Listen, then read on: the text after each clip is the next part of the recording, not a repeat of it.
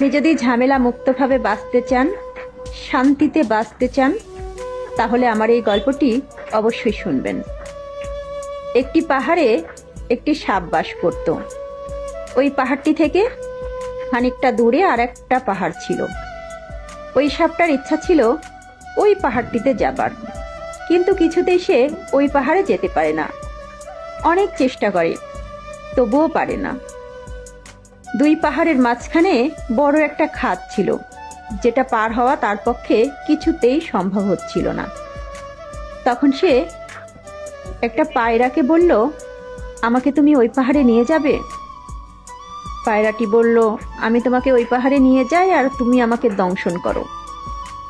সাপ বলল, আমি যদি তোমাকে দংশন করি তাহলে তো আমিও মারা যাব। পায়রা ভেবে দেখলো, তাই তো, ওকে যদি আমি নিয়ে যাই, ও যদি আমাকে দংশন করে তাহলে আমার সাথে সাথে তো ও মরবে, ও পড়বে। তখন পায়রাটি সাপটিকে তার পায়ের সাথে পেঁচিয়ে উড়তে শুরু করলো। খানিকটা ওড়ার পর সাপটি পায়রাটিকে দংশন করলো। এবারে দুজনে অর্ধমৃত অবস্থায় খাদের মধ্যে পড়ল। পায়রা সাপকে জিজ্ঞাসা করলো, তুমি আমাকে দংশন করলে কেন? সাপটি বলল, আমি তোমাকে দংশন করতে চাইনি, কিন্তু আমি নিজেকে নিয়ন্ত্রণ করতে পারিনি। এটা আমার স্বভাব, আমি দংশন করে ফেলেছি। বাস্তব জীবনেও ঠিক এরকমটা।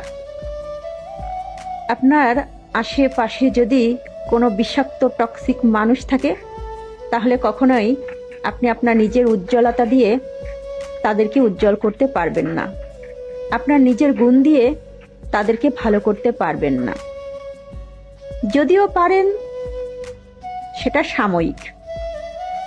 কোনো না কোনো সময় সে আপনার ক্ষতি করবেই, কারণ এগুলো হচ্ছে টক্সিক মানুষের স্বভাব।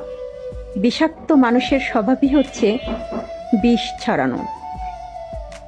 এজন্যই কোনো রিলেশন, বিয়ে, এগুলোর ক্ষেত্রে খুব ভালো করে দেখে শুনে যাচাই বাছাই করে নেবেন।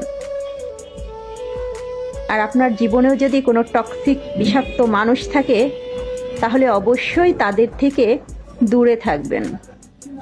তাহলে আপনার জীবন সুন্দর হবে। সবাই ভালো থাকবেন। ধন্যবাদ।